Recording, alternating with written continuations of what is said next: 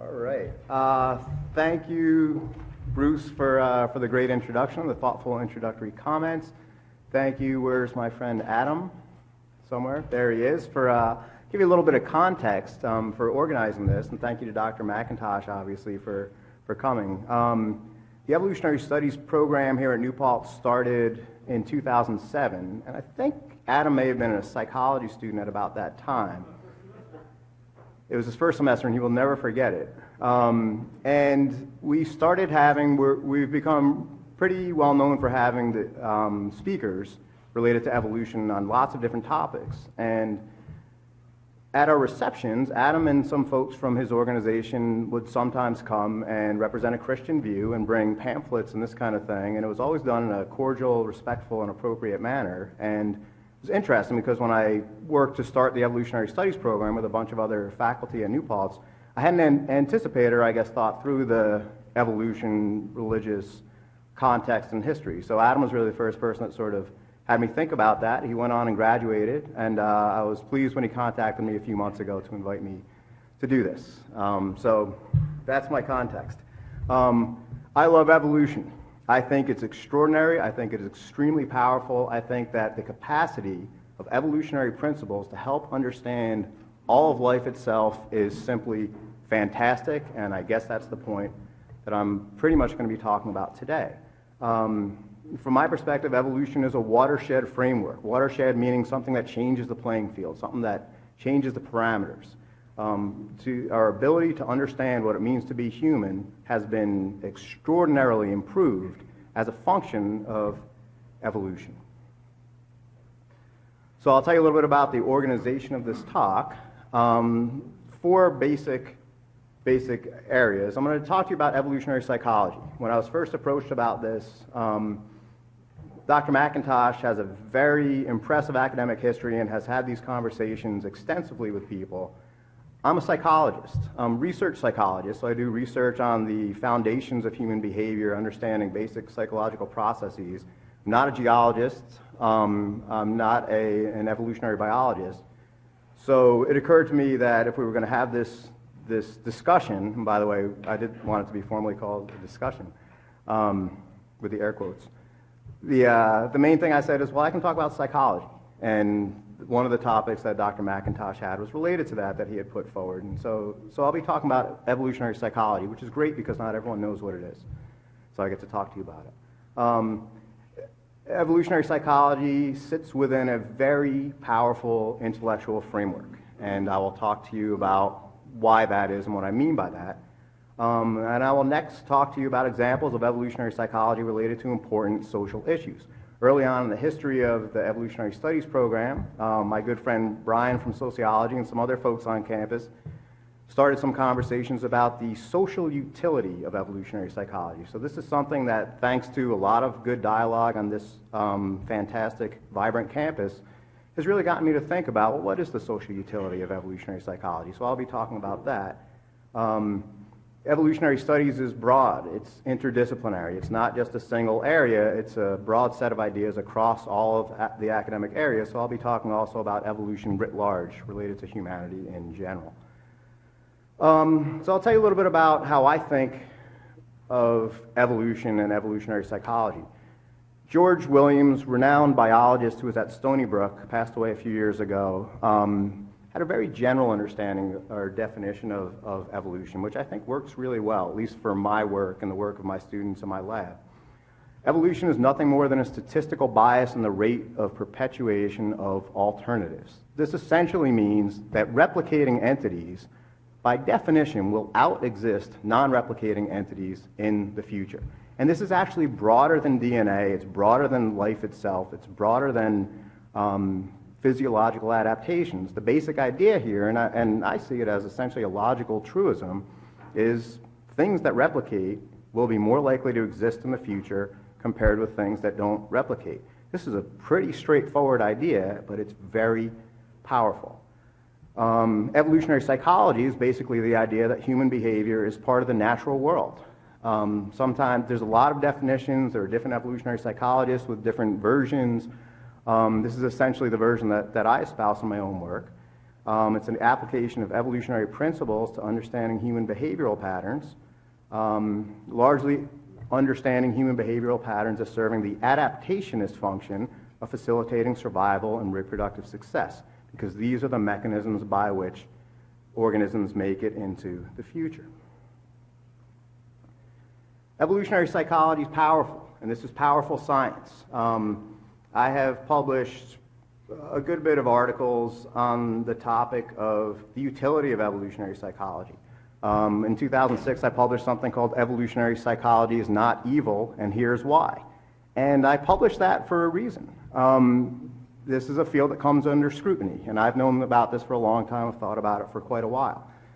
The most powerful response to the scientific criticisms I've seen of evolutionary psych are found in an article published by Ketelaar and Ellis in 2000, where they talk about two basic dimensions of what makes a good science, what's a good scientific field. They talk about progressivity and the ability to digest anomalies, and these sound like very complex academic words, but I'll explain what they are. Progressivity from this framework means something that has the capacity to generate new questions.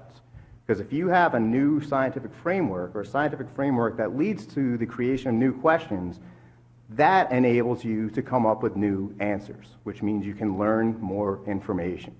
So if you have some set of ideas that leads to questions that were never asked before, that leads to knowledge that had never been obtained before, then you got something very useful on your hands that should probably be expanded within higher education.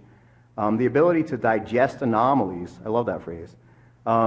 It's the ability to help us understand phenomena, things that happen, that prior frameworks were not able to explain.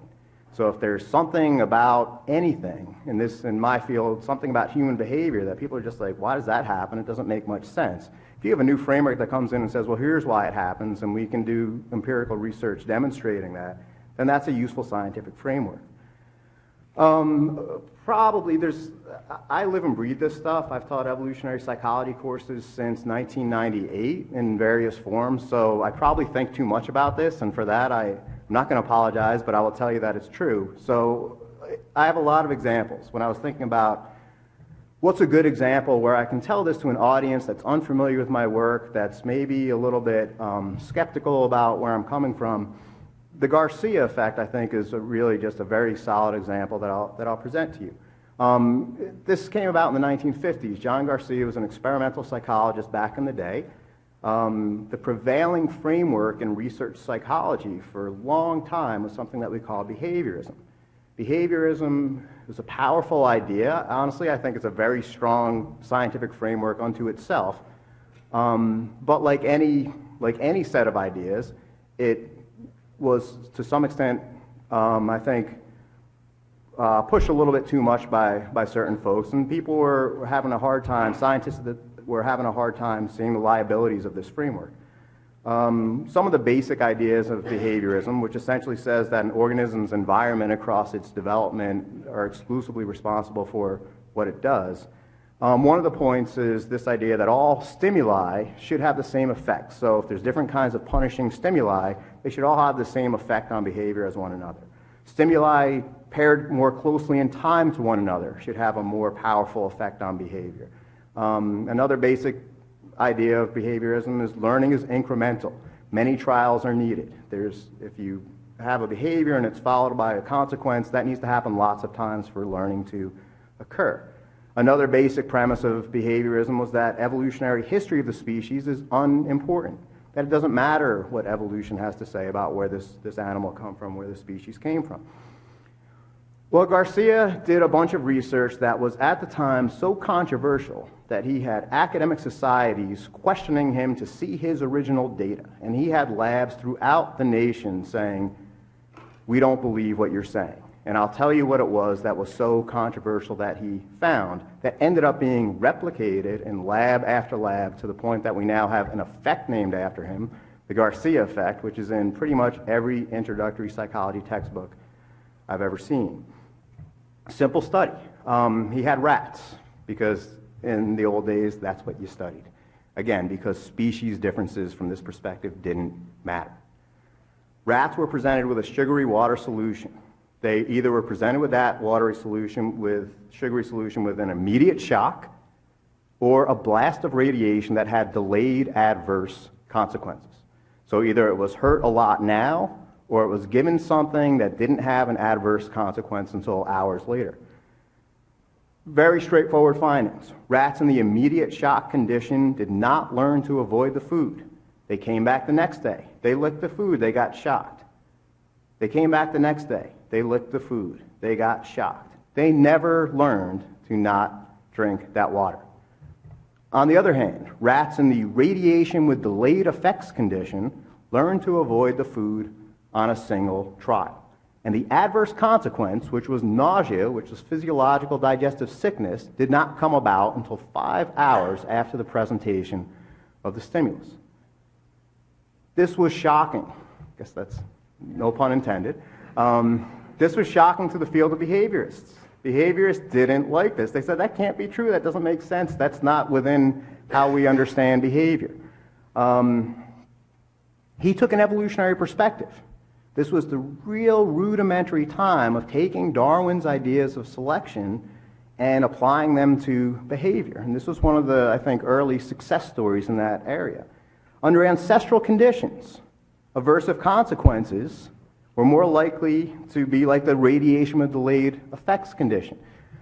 Under the ancestral condition of rats, if they ate something, what kind of aversive consequence would they get if there was something bad about the food? Would they get shocked immediately, or would they throw up 5 hours later?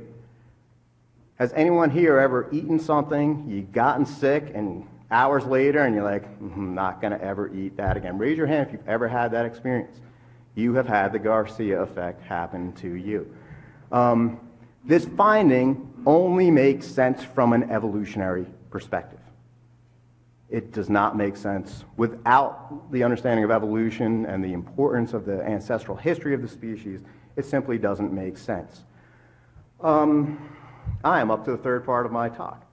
Examples of novel findings related to psychology. I am very fortunate in my career for a lot of reasons, but primarily because I oversee the evolutionary psych lab here at SUNY New Paltz, which has, I'm going to say, I think, the best students on campus, or at least some of the best students on campus.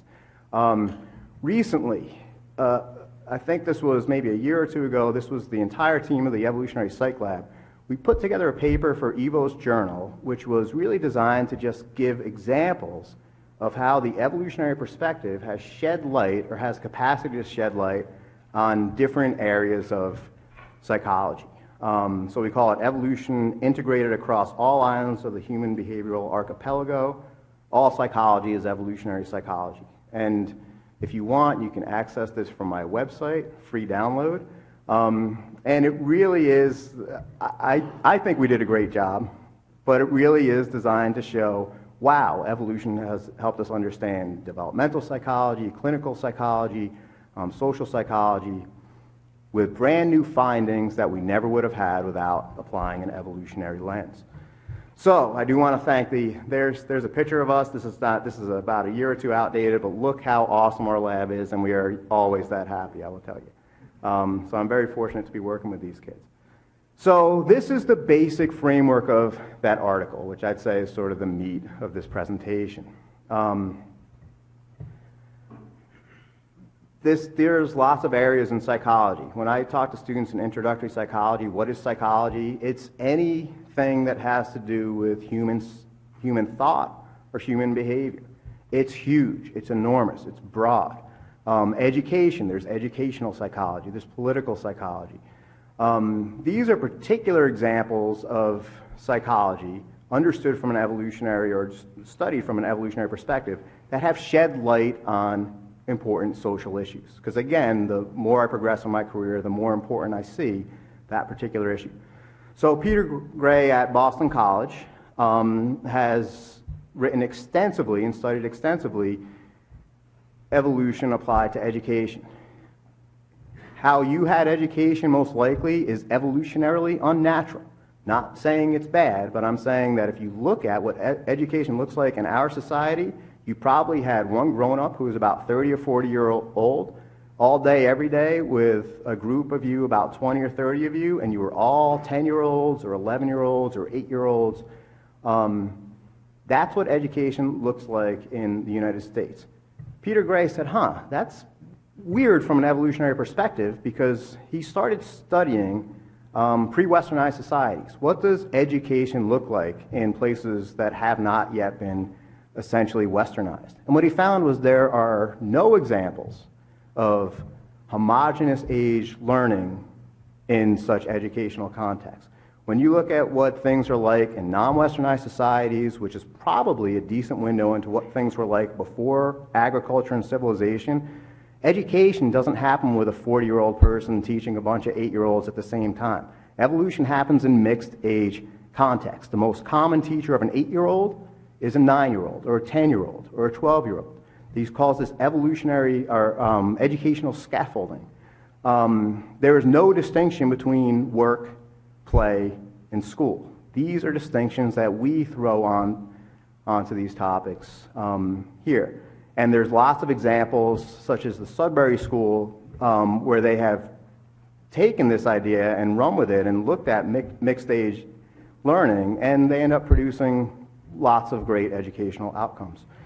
Politics. Paul Bingham and Joanne Souza, who we were fortunate to host here a few times in the last couple of years, they published a brand new book, Death from a Distance, which talks about the origins of politics in humans. And it's just totally takes an evolutionary perspective and just rearranges how we understand human origins. Paul Bingham, who, in addition to getting a PhD in biology from Harvard, played Division I baseball as a pitcher, and he was very intrigued at the ability of humans to throw fast and accurately. In their presentation, he always gives a video of chimpanzees trying to throw a rock at a cheetah. There's about 6 or 7 of them. They are physically strong. They are 2 feet away, and they cannot hit the cheetah. They are pathetic at it. No offense to chimpanzees. They are not good at it. Human beings, at some point in our evolutionary history, evolved a remarkable ability to throw rocks accurately. Sounds like a weird thing to sit at the core of what it means to be human. But here's one thing from an evolutionary perspective that I guess gives pause to that. The ability to throw rocks accurately allowed our ancestors to exert a cost, a physical cost on a conspecific, another human, or on an animal during hunting or some other context with minimal cost to themselves. And that opened the door for creating groups that extended beyond kin lines, because if you had a whole group of individuals and you all had a rock, that totally changed the dynamics of whether a leader could exert unfair influence on a group. It totally changed the ability of individual groups to sort of fight with other groups for political purposes and territory and things like that. And they've demonstrated with lots of biological and anthropological and historical evidence that the ability, that projectile weapons abilities played a major role in the creation of political systems such as democracy and the expansion of human in-groups. Inner city blight, David Sloan Wilson at Binghamton, who is the person who started the evolutionary studies program years ago, recently published the Neighborhood Project, where he took a look at pro-social behavior in teens in Binghamton. Binghamton was recently rated as the most oppressed city in the United States, so there are some inner city problems in Binghamton. What he found was that beyond the effects of socioeconomic status, there were lots of things that really predicted whether kids were functioning well in terms of social and educational outcomes. And he studied the city as a biologist, as an evolutionary biologist, would study any organism within its natural environment, and ended up finding major predictors of what leads to success versus failure in social context for these kids. The evolutionary perspective was integral in allowing him to do that. Volkan Atkinson studied family. Under ancestral conditions, a very high proportion of offspring did not make it to age 1, did not make it to age 18. Human beings are extremely altricial, need an extraordinary amount of care, particularly early in life, but compared to other primates, our young need care for years and years. Then the evolutionary perspective gives us an extraordinary amount of information as to why this is the case. How much do we care about our children? Any parents in the room know more than you can imagine. And that is an important part of our evolutionary heritage. So understanding evolution helps us understand the core of the nature of family. Altruism. Why do people help each other? This is another area that's been elucidated extraordinarily by the evolutionary perspective. Killian Garvey has done some really cool, what they call trolley problem research. So there's a trolley going down the track. If you hit a switch, it's going to go down this track, and if you don't, it's going to go down this other track. You have 2 siblings on track A. There's 4 strangers on track B. Based on kin selection theory, which is a basic evolutionary idea that we over-benefit individuals with strong relatedness to one another, we save our siblings at the cost of twice as many strangers. And it takes lots and lots of strangers to put on that other track before we are willing to take out our siblings. So you think about all your sibling relationships in any context, and it turns out that siblings get along deep down better than you might think. Again, the evolutionary perspective is what has allowed us to understand that better. We can understand war a lot better. Do we care about understanding war? Is this something that we'd like to address, would like to better understand? David Livingstone Smith has developed a theory of war from an evolutionary perspective. One thing, and he's looked at warfare and representations of war in lots of contexts. Consistently, wars always exist. The only other species to ever show anything that looks like warfare is chimpanzees, and they do it in a mild scale compared to humans. It's usually all male coalitions that start war and that maintain war. And there is an extraordinary tendency to dehumanize the enemy in evolutionarily relevant kinds of ways. So during war, people tend to dehumanize the enemy by putting them as predators. They're an evil cobra, they're an evil eagle, something that's going to come down and kill us, so we got to kill them first, or prey. There's examples in the war literature of people seeing the enemy as bunnies, and we're going to go out rabbit hunting. This kind of thing, or vectors of disease, seeing your enemy as a louse or a rodent or something like a tick or an insect. We understand war better from an evolutionary perspective, and you should read The Most Dangerous Animal by David Livingstone Smith to get a good sense of that. We understand love better. Helen Fisher, who wrote The Anatomy of Love, has documented through lots of converging evidence, all based on an evolutionary framework, that the nature of love seems to have a very important physiological, hormonal, and evolutionary basis. Again, going back to the nature of humans as altricial, our young are not very capable early on. Deer can walk the first day or two of life. This is true of lots of other mammals. It is not true of humans. Love seems to be an evolved mechanism that facilitates monogamy or the connections between individuals to facilitate parenting for more than a single individual. We understand clinical psychology better, so the ultimate applications of psychology. How can we make people who are anxious, who are depressed, who are having psychological problems, how can we help these people? There's a bunch of research showing that the nature of phobias, which is a core part of what's addressed in clinical psychology, the nature of phobias is obviously evolutionarily relevant. We're much more likely to be phobic to spiders, snakes, and heights than we are to things like automobiles, guns, and electrical outlets, even though the latter are much more likely in this day and age to actually kill you. Under ancestral conditions, snakes were actually very likely to kill people, and in pre-Westernized societies to this day, over 5% of people's cause of death is from snake bite. So the tendency for humans to evolve a tendency to be afraid of snakes, for that to be a major kind of phobia, makes a lot of sense from an evolutionary perspective. The evolutionary perspective helps us better understand that. We can understand the nature of religion better. Religion is a very basic part of who we are, and basic religions such as Christianity have led to lots of extraordinary accomplishments for the nature of humans. The evolutionary perspective helps us understand the nature of religion. Religion is something that is human universal. It seems to have very common themes, regardless of the differences of content across different religions. Religions tend to have rules about facilitating helping of each other, facilitating sacrifice of the self at the cost to the group or for the benefit of the group. The traditional interface between evolution and religion has been one of conflict, but I guess the main thing I'd like to say, particularly if you don't know me and you're new here and you kind of came out for this event, it doesn't have to be like that. Instead of evolutionary scholarship as a tool to argue against religion, and I will say there have been people who've taken that approach, evolutionary scholarship can be used to really help us understand the nature of religion. These are examples of evolution applied to humanity more broadly. We understand human health a lot better because of the evolutionary perspective.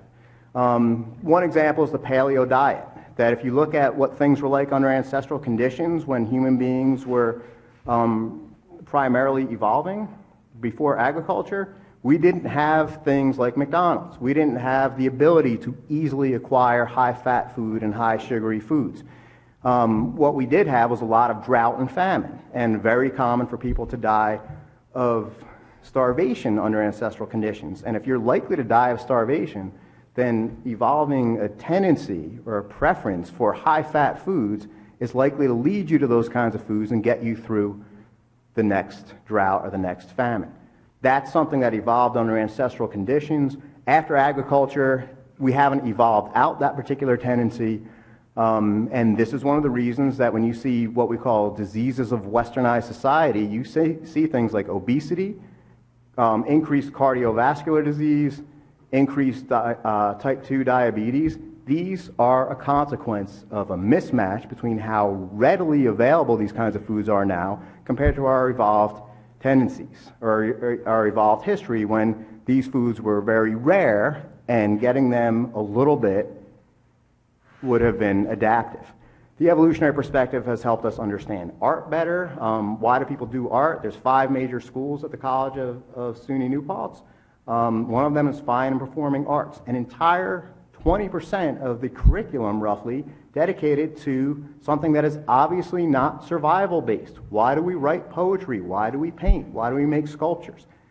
The evolutionary perspective, there's several books that have come out from the evolutionary perspective, and Alice Andrews' The Evolutionary Review, which is dedicated to helping us understand this particular topic. We can understand art an awful lot better because of the evolutionary perspective.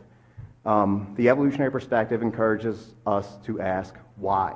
We can understand crime a lot better. When Daly and Wilson studied within family homicide several years ago, they were the first people to ever look at the effect of step-parenting and how does step-parenting affect homicide in familial context. What they found was that the effect was extraordinary and that the likelihood of filicide from a step-parent was 100 times more than the likelihood of filicide from a biological parent. From an evolutionary perspective, this makes a lot of sense. This was 1990. They examined extensive data from large North American cities. No one had ever studied that before, or really understood that phenomenon before, until they applied the evolutionary framework.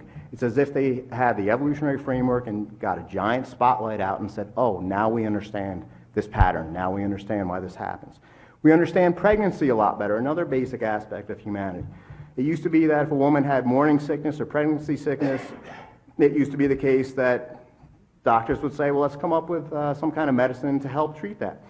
Margie Prophet, a graduate student at the time at UCSB years ago, said, wait a minute, isn't this a human universal? Isn't there something natural about pregnancy sickness? Studied this from an evolutionary perspective, found that all the details of pregnancy sickness fall into line with the idea that this is actually an adaptation to help women who are pregnant reduce toxins or potential toxins from their body at a time when the fetus is developing the major organs.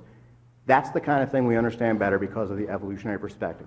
This is just the tip of the iceberg. I guess just in closing, to not incorporate the evolutionary perspective and understanding of what it means to be human, from my perspective, is a disservice. Evolutionary approaches have shown their utility in helping understand so much of who we are. So if we want to better understand things like education, war, and health, then I guess it's my bottom line, we omit the evolutionary perspective at a cost to understanding and improving human services. I would just like to close by thanking Adam Gordon for organizing this, Brianna Tauber, who put tons into this, Leo, where's our friend Leo? In that vicinity right there. The Undergraduate Psychology Association, who's been integral in this, my EVOS colleagues and students, I do see Alex and Amy back there. John Tobin, who's a friend of mine who has been a great sounding board for some of these ideas, and our special guest from across the pond, Dr. Andy McIntosh, and I look forward to your questions. Thank you.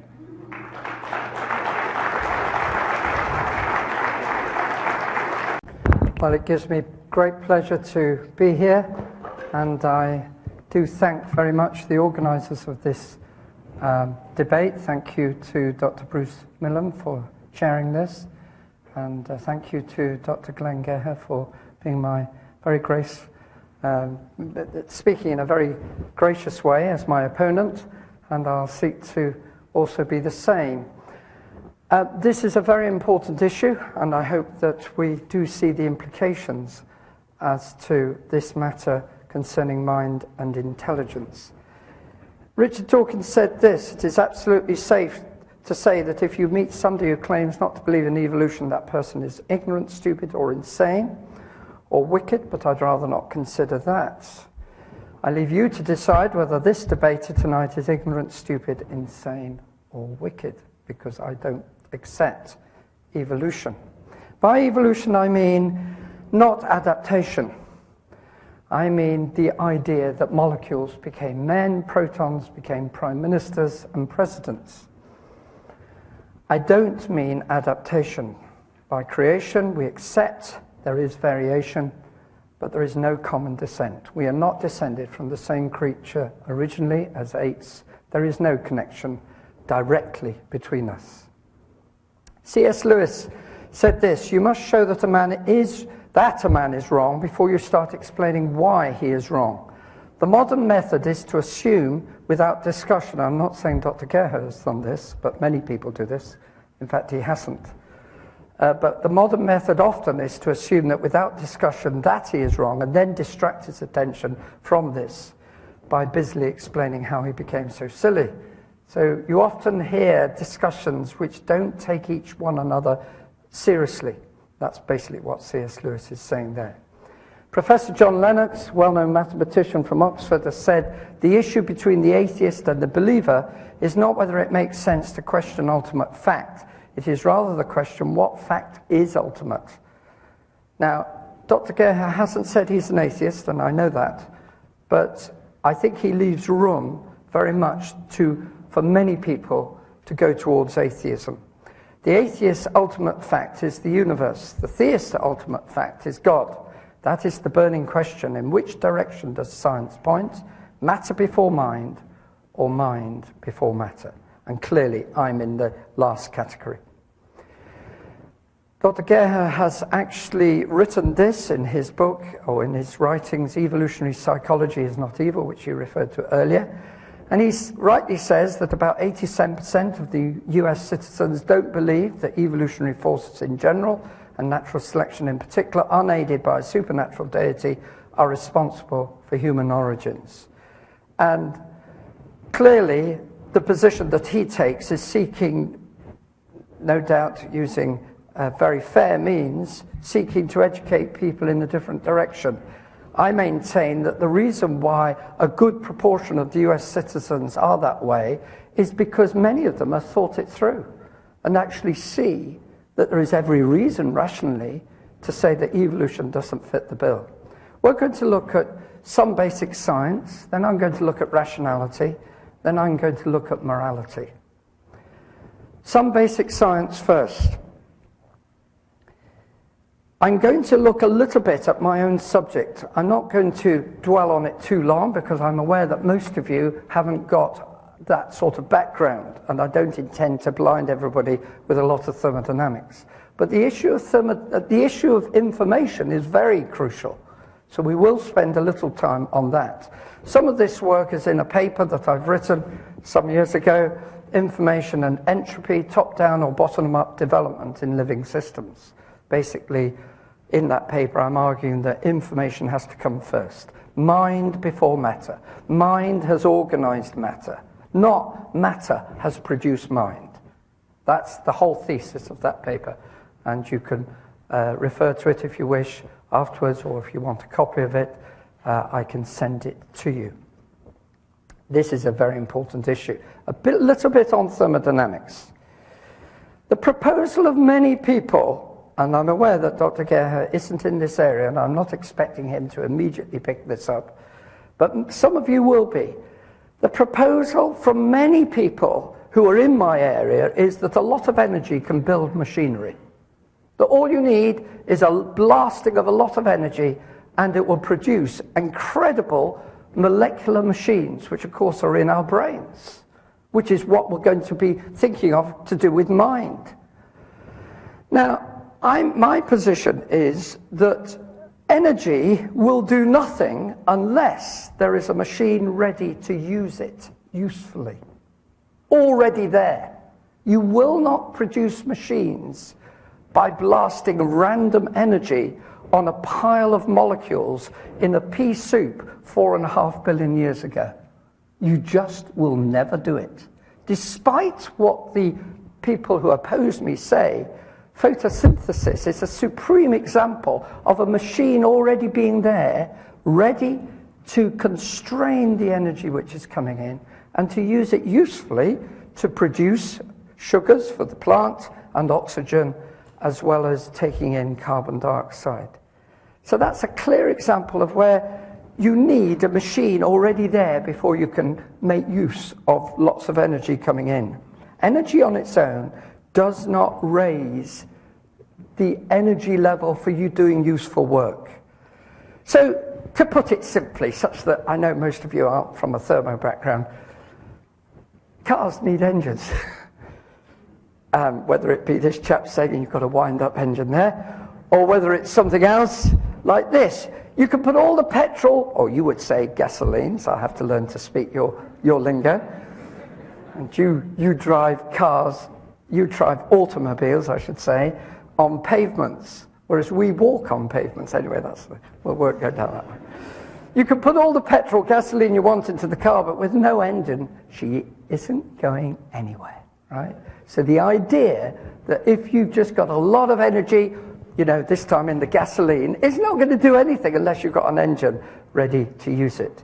Theodor von Karman, an aerospace engineer, brilliantly said this on one occasion. Science studies what is there, but engineering brings into existence what was not there before. And that's very relevant. The mind of engineers brilliantly builds aeroplanes. The minds of engineers brilliantly builds machinery, right down today to the molecular level. But you need minds first, not matter first. So that idea that I mentioned earlier is wrong. Random energy doesn't build machines. So I come now to information, still under this heading of some basic science. You well know that DNA is full of a massive information system, which is conveying from the nucleotides coded information to the RNA and to the single-stranded RNA and to the ribosome, which will eventually build, using amino acids, the proteins that we need in our bodies. But probably people don't realize that to actually make that DNA string together and to produce to polymerize, basically, the DNA and to make those strands, you can't do it without there being another machine close by. Those who do chemistry know that you cannot make an endothermic reaction work unless you've got precisely the right system to actually put the energy in to make it work. So you have to go through what's called an energized intermediate. Those of us who do chemistry know that that is like what's called an activation energy. And so making DNA, you can't do it. The free energy change, if you're thinking of thermodynamics, you don't need to worry too much about the term, but you'll never do it. Just putting the raw building blocks into a Petri dish will never produce DNA. What you've got to do is go through energized building blocks, and the way that is done is by having ATP, which is a brilliant little motor, which itself is unstable and cannot arise by accident in a Petri dish as well, okay? It's a very unstable molecule. A jet, all this system is going on in every single living system. ATP is a brilliant compound. So how do we make DNA? Once you've got the energized building blocks, then that polymerizes the DNA. The sugar phosphate bonds then begin to join together because they've been energized into a triphosphate state and they relax back to a monophosphate state. So that is the way the information system in our cells works. And you well know that there are 4 letters, basically, cytosine, guanine, adenine, and thymine, which will in triplet form, then stand for amino acids, as is indicated here. So you've got CAT standing for a particular amino acid, CTT standing for yet another amino acid, and so on. And a string of amino acids makes proteins as the ribosome does that. And this is all going on as an information system in every single cell of living systems. So I now come to this issue as to where rationality comes from. Because we've got a mind and we've got intelligence. Are we really saying that matter produced intelligence? Or is it, as was said earlier by John Lennox, that mind came first?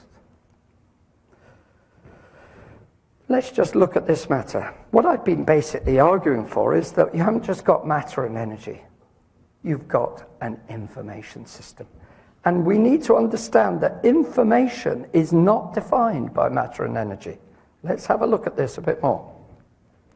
You see, in the coded system in DNA, the code and the language of DNA language is not defined by the material. Well, we know that in our own experience as we use English. I'm using sound waves, but the sound waves don't define the English language. Neither does writing English on paper. The writing in the paper doesn't define the patterns. No, that is something which is transcendent to the paper and the matter or the spoken language. The message also isn't defined by the code and the language. That's the second point. I'm speaking English. If I'd been clever enough, and if you'd wanted it, I might have been able to speak the whole lecture in French or in Chinese. But the message, hopefully, if it had been translated, perhaps we had somebody here doing it, the message, you hope, would be the same. Message isn't defined by language, and language isn't defined by matter and energy. Have you got that? Have you understood this basic concept? Because this is vital to now understand information. Message is transcendent to matter and energy. Well, message is first of all transcendent to the language, because if there had been a different DNA code, we might have used a different language. But God, who made the DNA, has actually used the DNA language, but it could have been a different language. So information is not the same depending what language is used. Just to repeat these 2 points, information isn't defined, for instance, by a CD or a DVD. That's just a material on which the information is stored. It's an arrangement, it's a code. And in fact, it's down to a series of zeros and ones, as you well know, for computer language. Information isn't the same as matter and energy. If I saw that little series of dots and dashes, I wouldn't have a clue what it meant generally. Probably most of you don't have a clue what it meant. But if we translate that into a different language, we shall understand that John loved Mary. Because the first one was in Morse code. And probably Mary wasn't interested in lots of dots and dashes. So you get the point here that the whole point about the nucleotide bases, A, C, G, and T, is that they may be positioned essentially randomly, and if there were any affinities between them, their information-carrying potential would be drastically reduced. It's the very fact that there is no chemical affinity, there is no chemical reason why they should be in their triplet form, which gives it the capacity to carry information, which is non-material. Michael Polanyi put it brilliantly when he said, whatever may be the origin of a DNA configuration, it can function as a code only if its order is not due to the forces of potential energy. It must be as physically indeterminate as the sequence of words on a printed page. That's the point. You see, there is no chemical reason why the code is in the way it is. That's the point that he's making there. James Shapiro recently said this, only a few years ago, from the University of Chicago. It has been a surprise to learn how thoroughly cells protect themselves against precisely the kinds of accidental genetic change that, according to conventional theory, are the sources of evolutionary variability. By virtue of their proofreading and repair systems, living cells are not passive victims of the random forces of chemistry and physics. They devote large resources to suppressing random genetic variation and have the capacity to set the level of background localized mutability by adjusting the activity of their repair systems. So he's basically saying, if you have a mutation in this system, you've actually got so much acting against it. To say, as many people do, that mutations brought information doesn't really ring true to those who know a lot about the biochemistry of DNA and its accompanying systems. So what defines the information in DNA? It's basically like computer programming. It doesn't come about by accident. You might have thought sometimes that Windows 8 did. But I assure you, Bill Gates and a fleet of other people making lots of money did actually put it together. Information implies intelligence, even there. It did imply some intelligence. And intelligence implies mind. And you can't get away from it. Dr. Geher, mind came first. You write, humans are largely the cultural ape. You also write, our genes coded for us, created us, the reason we exist. You said that in a radio program, which I listened to. May I ask, who, in your framework, or what is us? And what is we? You see, Francis Crick said, if the code does indeed have some logical foundation, then it is legitimate to consider all the evidence, both good and bad, in any attempt to deduce it. Well, that was fair enough. But he then went on to say, in his astonishing hypothesis writing, sadly, Francis Crick has died now, but he said, you, your joys, your sorrows, your memories, your ambitions, your sense of personal identity, free will are in fact no more than the behavior of a vast assembly of nerve cells and their associated molecules. What a sad position. He's basically saying you're just an automaton. You're just governed by lots of neurons, lots of chemistry. Is that all we are? Even Eugene Wigner, who wasn't particularly a person on my side of the argument, even he said, as a great mathematician who'd studied quantum mechanics, quantum physics, he said, I'll just take the central quote here, it is hard to believe that our reasoning power was brought by Darwin's process of natural selection to the perfection which it seems to possess. Quite so, I would agree. If the concept of truth, John Lennox says, results from nothing more than the behavior of a vast assembly of nerve cells, how in the name of logic would we know that our brain was composed of nerve cells? You think about that. He's saying a very profound point. How come that we're aware of the very fact that we can think rationally? And Charles Darwin expressed it brilliantly when he said, with me, the horrid doubt always arises whether the convictions of man's mind, which has been developed from the mind of the lower animals, in his opinion, are of any value or at all trustworthy. Quite so, I do agree with you, Charles. It's a very horrid doubt, and may that horrid doubt grow in your minds today. Polkinghorne, whom I don't agree on everything he says, and I don't say that I agree with any of all these quotes that I have here, but he quite rightly said this, if Crick's thesis is true, we could never know it. For not only does it relegate our experience of beauty, moral obligation, and religious encounter to the epiphenomenological scrap heap, it also destroys rationality. Thought is replaced by electrochemical neural events. Two such events cannot confront each other in rational discourse. They are neither right nor wrong. They simply happen.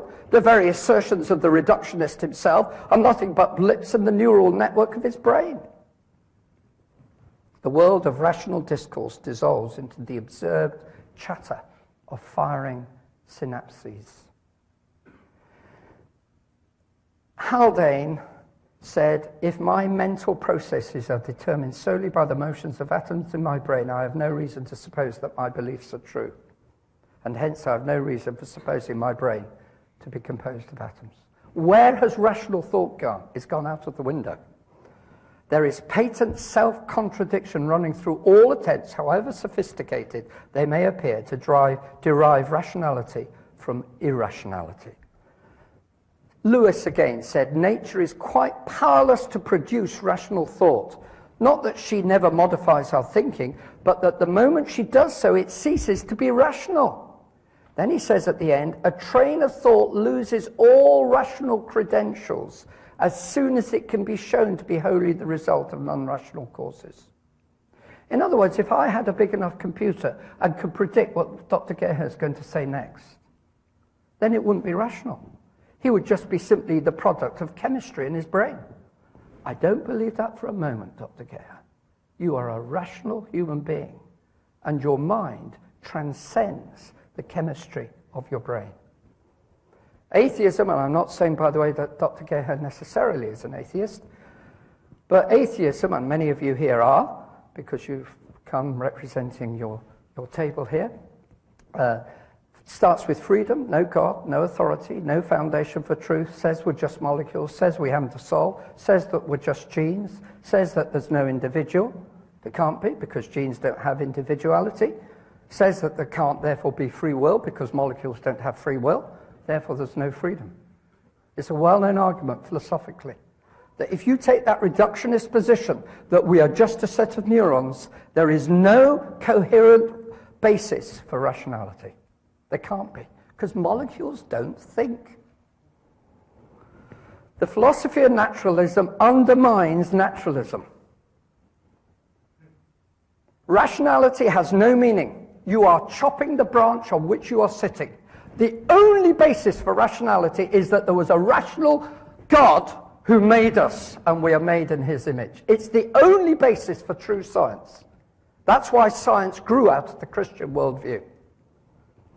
Schrödinger said this: the scientific picture of the real world around me is very deficient. It gives a lot of factual information, puts all of our experience in a magnificently consistent order, but it is ghastly silent about all and sundry that is really near to our heart, that really matters to us. It cannot tell us a word about red and blue, bitter and sweet, physical pain and physical delight.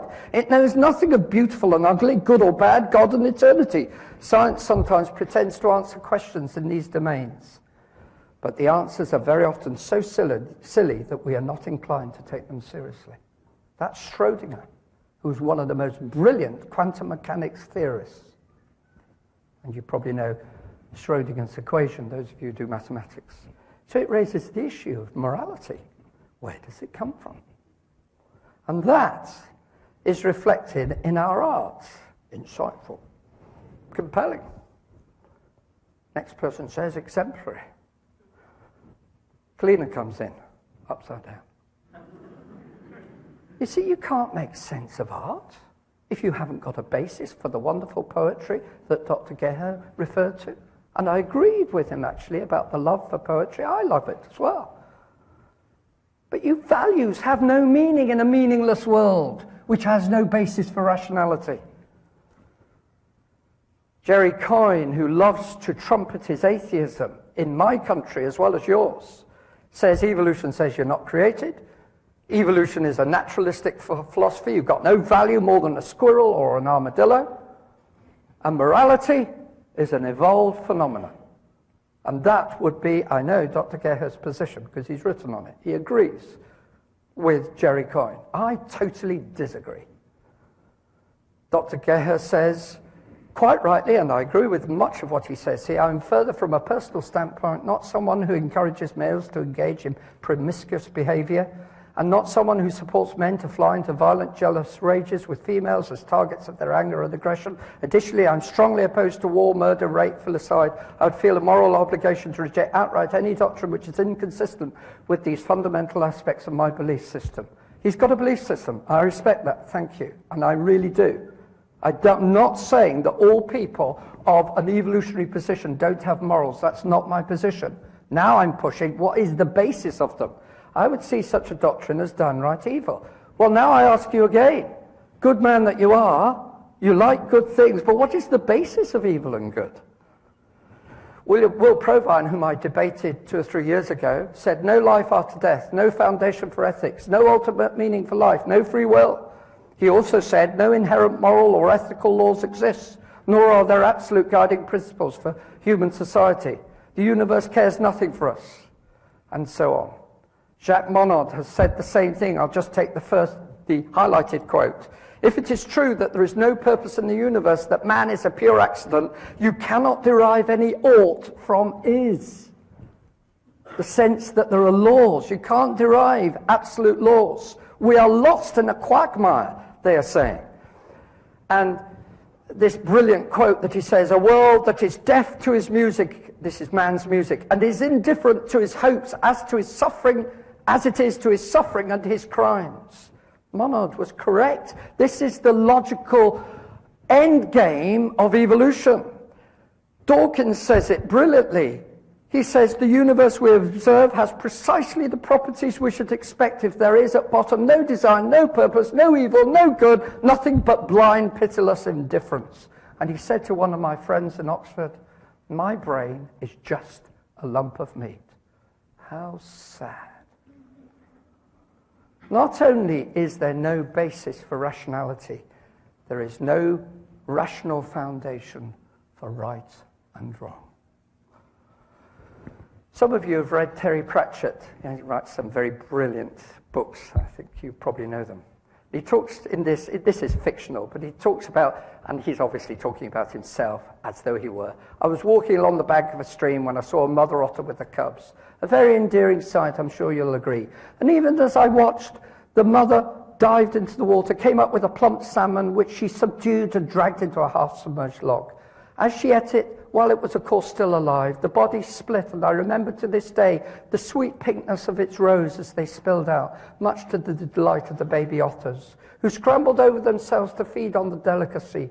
One of nature's wonders, gentlemen.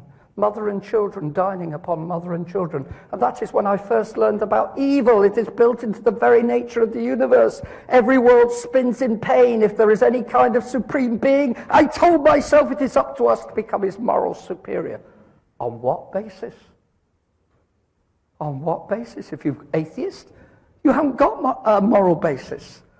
I tell you what's really going on with some atheists, and I'm not saying all are of this view, but Nagel was honest when he said, I want atheism to be true, and I am made uneasy by the fact that some of the most intelligent and well-informed people I know are religious believers. It isn't just that I don't believe in God and naturally hope that I'm right in my belief. It's that I hope there is no God.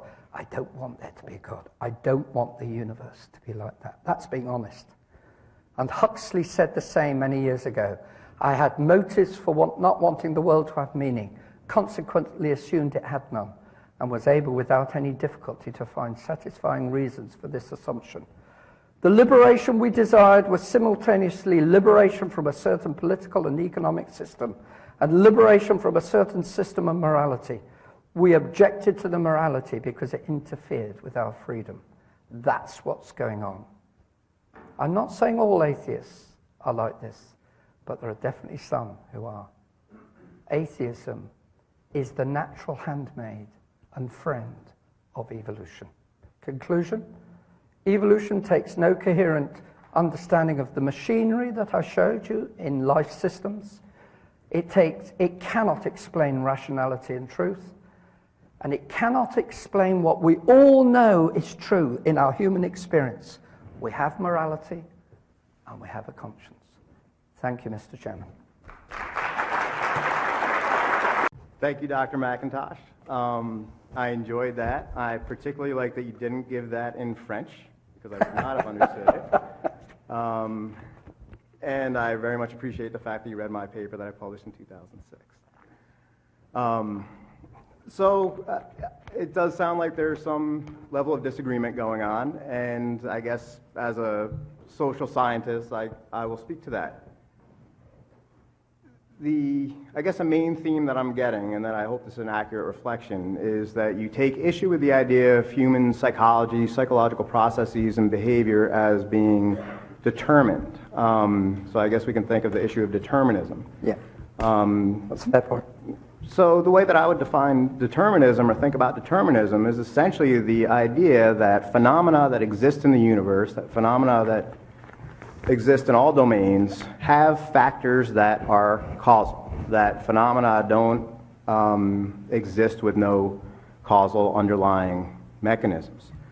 To say that the human mind is completely based on free will and is not part of the natural determined universe, I guess I'll go ahead and say that I find that somewhat problematic. The entire social sciences, all of the scientific disciplines that study aspects of human behavior, anthropology, cultural anthropology, understanding what are the basic features of cultural rules that exist across cultures. What are the things that people tend to do? Why do people tend to do these? Understanding sociology, political science, in my own field in particular, psychology. If there are no determining factors and understanding that relate to why people think what they do, then these scientific areas really don't have much of a purpose. So just to take social psychology, which is my particular sub-area, into account, if we can say that a behavioral feature, one of the things that's been studied, for instance, is conformity. So people tend to conform under certain conditions. Similar related, people tend to obey authority at high levels under certain conditions. This research, or research on these particular topics, has been famous in psychology for demonstrating the nature of human malleability. Behavioral malleability is a function of factors that affect behavior. If you manipulate situations, if you manipulate a situation, you can get people to conform at relatively high levels. What Stanley Milgram showed us years ago was that if you manipulate a situation in a certain way, you can get regular people to engage in behaviors that they would never see themselves as doing. So Stanley Milgram, famous set of studies in the 1960s, said he was very interested in things like the Holocaust and genocide, and under what conditions can you get people on such a large scale to exert such abhorrent costs on other people? And Milgram's answer to that, as a social scientist, was not that, well, these people just have free will, that these people were bad people, that there's a distinction between good people versus bad people, that there's just free will and that's just what those people were thinking at the time. Rather, as a scientist who's a determinist, he said, what are the factors that lead to that? What are the factors that can make a human being engage in such abhorrent behavior to another human being? So he set up a laboratory at Yale University, and then later in Bridgeport, Connecticut, nearby, and something that was unaffiliated, ostensibly, with the university. And he put people in a situation, regular people, and they were in a situation where they were asked to be in a learning experiment, and they were told, this was the cover story, they were told, you're in a study where people are going to learn, and you're either the teacher or the learner. And if you're the teacher, we're interested in the effects of electric shock. Now, this wasn't true, this was just a cover story. And so I just told people, you're going to need to shock this person. This person's in the other room and is connected to an electric plate, and you have potential to shock that person. And the shocks are to increase each time the person messes up the learning. And so you give that person a 15-volt shock, and then 30-volt, and then it went all the way up to 450. Now, the shock machine that people were sitting in front of had words labeled. At about 300, it said danger, and at about 400, it said XXX. The person in the other room, who was really a confederate of the experimenter, sat there, and it was always the same person, and it was a middle-aged guy who said from the outset, this was part of his script, he said, I have a heart condition, I was in the war, are the shock's going to hurt me? And the experimenter, by design, says no in each case. They're painful, but they're not going to be harmful to you. So the naive participants, so a bunch of regular individuals, naive participants, regular people from the streets of Connecticut, from the pavements of Connecticut, come into the laboratory, and they sit there, and there's a tall guy with a lab coat on who says, I'm the experimenter, you're going to have to follow what I do, and the experiment must go on. So the experimenter says, go ahead, and the experiment starts. And the person tries to teach the other person words, and by design, the person in the other room messes up. He messes up on a bunch of conditions. And the subjects, the naive subjects, regular people, start shock the person in the other room. They think they're really giving genuine shocks. And there's a point at which the guy in the other room screams, as if he's in pain. And consistently, the subjects look at the experimenter and they say, should we continue? And the experimenter always said, we must continue. So the people continue. 2/3 of the people in this condition shocked to a point where the person stopped screaming. So he starts screaming extensively, and then he stops screaming. And after he stops screaming, if you watch the video, you think that person's probably dead in the other room. And that's probably what the naive subject thinks. And the experimenter says, you must continue. 2/3 of the people continued shocking all the way up to that 450 mark. And these were regular people. These weren't evil people. These weren't people that were chosen from a pool of evilness. What Stanley Milgram showed was normal people pulled off the streets of Connecticut, what we consider a normal place, are capable of extraordinarily horrific behaviors. And then he manipulated the study. He said, well, what happens if that person has to put the subject's hand on an electric plate? And wouldn't you know, when that happened, people suddenly said, oh, that's really icky. And a very small percentage of people obeyed the authority to such a degree. There was another condition under which they said, okay, well, what happens if you can't hear the guy screaming in the other room? You have no idea what's happening to the guy in the other room. All you know is that you hit 450, and it says danger and XXX on this thing. And under that condition, nearly 100% of the participants in that particular study shocked all the way. In reality, giving someone that kind of shocks over 300 volts would have really killed these particular people. What Stanley Milgram documented, and this is an extraordinarily important insight on the nature of human mind and human behavior, is that when we see things that we consider immoral behavior, this is not particularly a consequence of individuals. This is an important consequence of situations that have effects on individuals' behavior. To say that behavior is only determined by free will is, I'd argue to say that Milgram's research was not necessary and that there are no factors that affect behavior. But on the contrary, Milgram showed, and I know some of my stat students are here, and he had some great statistics to back this up, by the way. He showed, with very strong statistical evidence, that the nature of the situation had a profound effect on the behavior of the individuals across situations. This is just probably one of the most interesting examples, but the entirety of the social sciences is an exercise in understanding the factors that cause human behavior. So I guess from my perspective, determinism in understanding human behavior is very useful, it's very practical, it helps us solve important social problems, and I think that would be just a useful perspective for us to consider. Thank you. Dr. Geher, you've just mentioned a well-known experiment, and I'm aware of it. It's a tragic demonstration of human nature. And so was the real experiment that Hitler did when he manipulated a whole nation to do terrible things. I don't think that proves the fundamental point that behavior is determined only by, analysis of chemistry or analysis of behavior in some social science way. You are quite right that there are factors, but I'm saying that fundamentally there is something which is to do with us being made in the nature of God. And I want to just draw to your attention, or I'll just make one other comment on one of the things you said in the first talk, that you said, quite rightly, that the morality of parents who are step-parents and who very sadly kill their own stepchildren, that it's more likely to happen in that scenario than it is when it's their own children. You called it the Cinderella effect.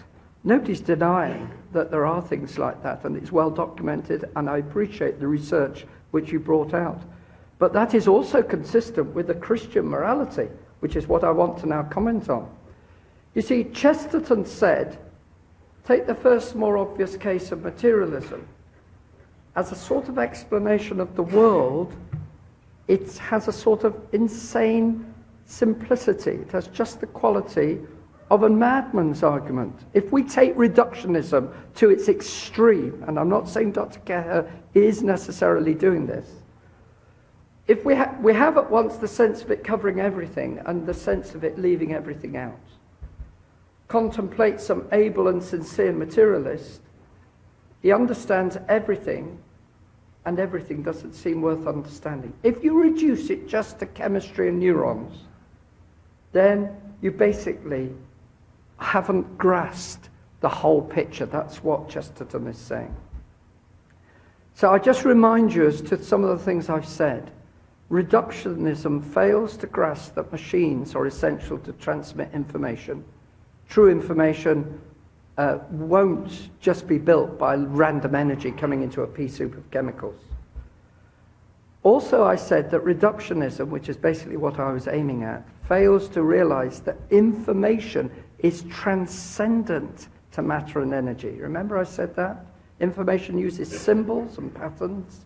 So we know from our own study of information systems in the laboratory, in the computer information systems, we all know that actually information isn't just defined by matter and energy.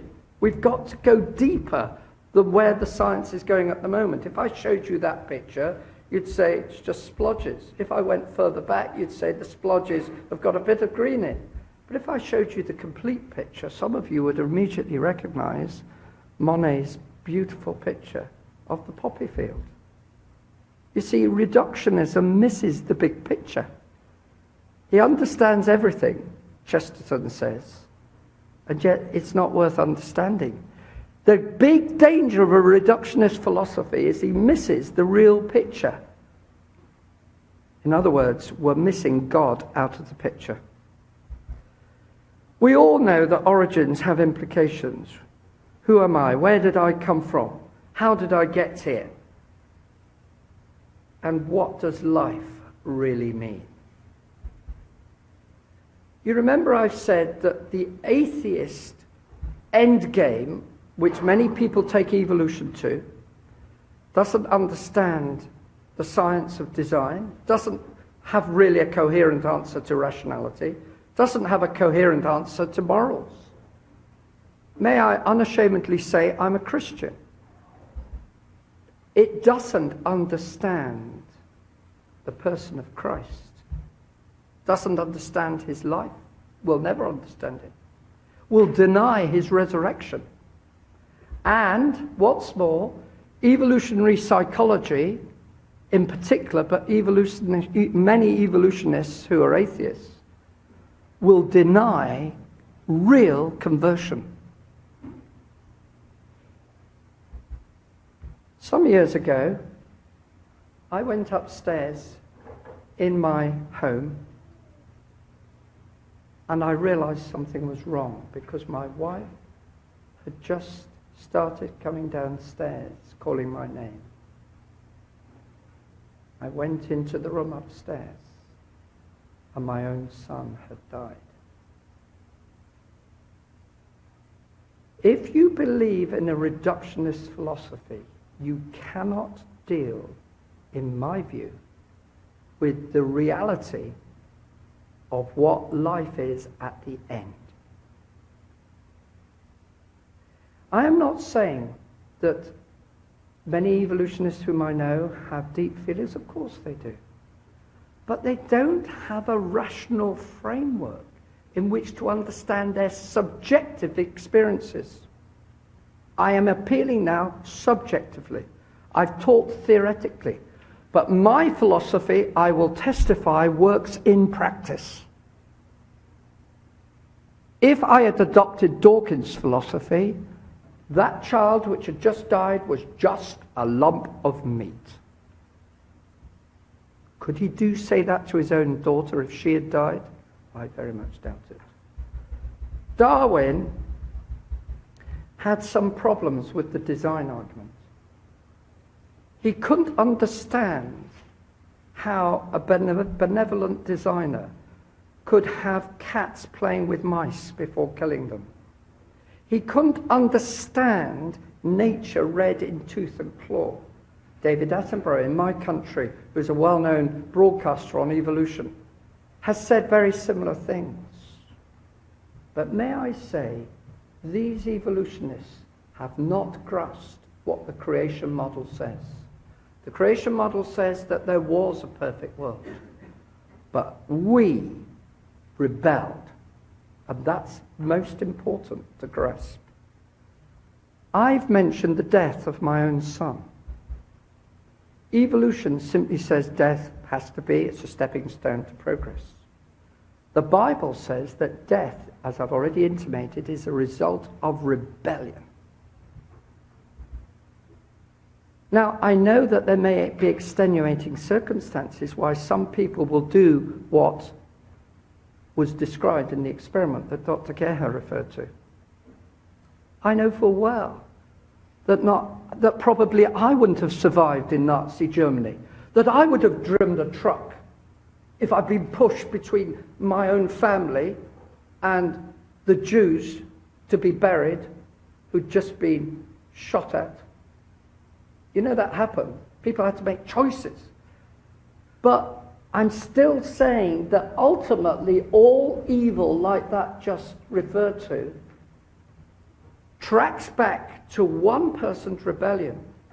And the Bible says that by nature we have rebelled and that there is only one answer.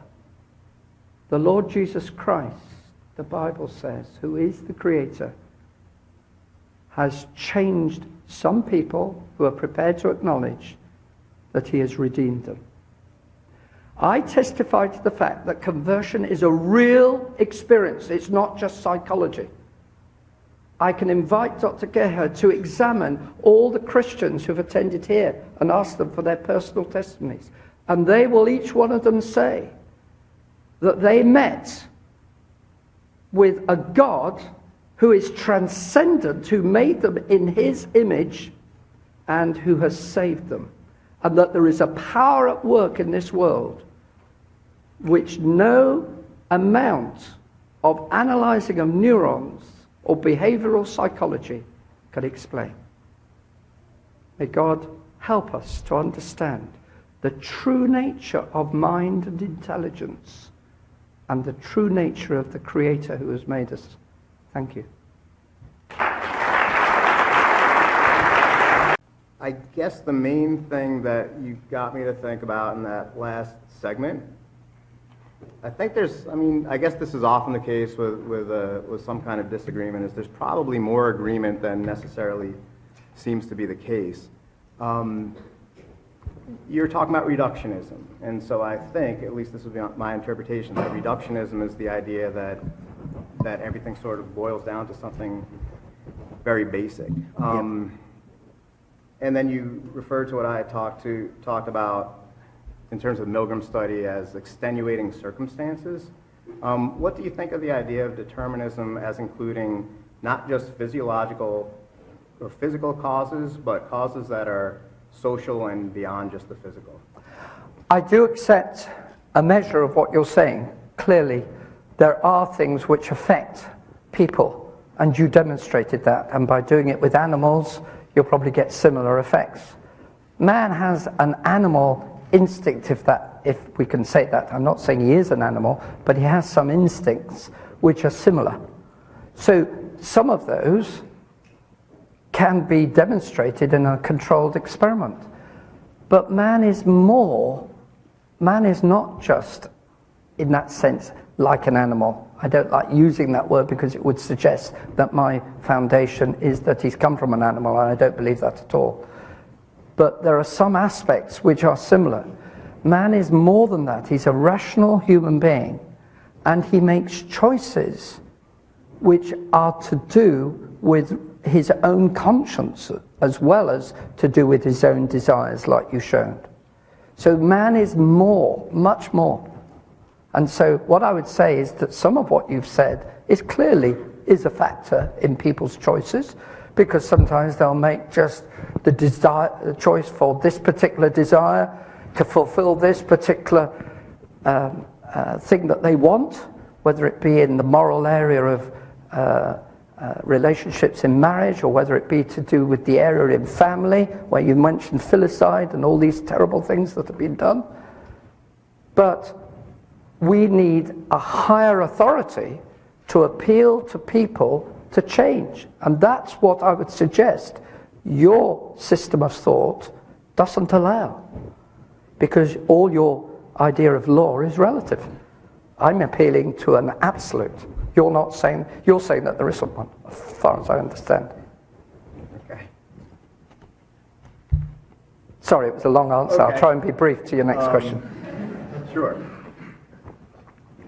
So let me just get this straight. So I guess I'm going to ask the hard question. I guess that's what I'm supposed to do. You should. All right, I got a hard question. Do you believe in evolution? I don't accept it in the way that I defined it earlier. The molecules to man, protons to prime ministers, presidents, that pea soup idea, I don't accept. I accept variation. There's variation in dogs, there's variations in the humankind. But we haven't come from the same creatures as apes. We're not related. We're not cousins. Okay. And I guess as a quick follow-up, what do you say to people who present evidence to the contrary? They such as, I guess I'm going to interject myself, sorry. Please do. Such as fossil evidence and comparative anatomy and so forth. People will present similar pendactyl structures, for instance, in the hand and the arms of other creatures like reptiles. But similarities in morphology don't prove that one creature has come from another. They just simply could also be argued as being just similarity in the framework of design. So there is no argument, in my view, from morphology for a clear argument for evolution. People who argue from the fossils are actually often missing clear evidence that there are creatures which they say have been evolved into coming earlier than the creatures they're saying are the ones which are ancestors. For instance, in this famous book by Marvin Lubenow, where he talks about bones, plural, of contention, he takes case after case of supposed ancestors to human beings. And even though he, and also me, doesn't accept the dates of the strata, he takes that as his framework, right? He takes the geological column as though he accepted it. And then he shows case after case where actually all you've got is either a human kind or an ape kind, and you've never got a halfway creature. Sometimes you've got cases where the so-called human ancestor is actually coming earlier than the creature he's meant to have come from. And so he shows that in the reasoning of the evolutionist from the fossil record, there is a lot of hand-waving going on. Okay, I don't know that I necessarily agree with that. Can I ask? Of course you won't. No, more I'm not expecting you to. Okay. I'm not expecting you to agree. It's the basis of your philosophy. You wouldn't agree with it. So let me ask you this. I've spent, one of the primary things I've done in my career, and I tried to explicate it in my presentation, was to expand evolution's role in education. Based on the idea that evolution has extraordinary potential to help us understand pretty much everything. And one of the main things that I tried to underscore in my presentation is that evolution not only can help us understand phenomena across all areas of academia, but it also has exquisite capacity to help us understand important social issues and social problems and issues of humanity. So I guess with that said, and that's something of a setup, what are your thoughts about the future of evolution and evolutionary studies within education? clearly, the majority view in the Western world is that evolution is the mother of all things. As you said, we understand everything through the lens of evolution. You didn't use quite that term, but that's what you were saying. We understand everything, you said. Well, in education, you should always encourage critical thinking. When Christianity was much more dominant in education, people rightly said, we shouldn't just believe everything simply because it's said. We should test everything. What has happened in education today is that evolution has become the overarching worldview. And my desire in education is not to say that evolution shouldn't be taught, because clearly I must accept that many colleagues think differently to me. But what I do ask is that in education there should be a critical appraisal of evolution itself. That is, people should be allowed to say, but what about this? What about alternatives? What about alternative ways of looking at the evidence? Not necessarily full-blown creation thinking, but clearly they must be allowed to say what they think. And also in the education in the tertiary system in America has stopped all possibility of intelligent design. Not that I particularly take that position, but obviously I accept many tenets of the intelligent design people. And certainly to stop any critical thinking coming from a creation perspective. And the Supreme Court has actually legislated to stop critical appraisal. I think that's wrong.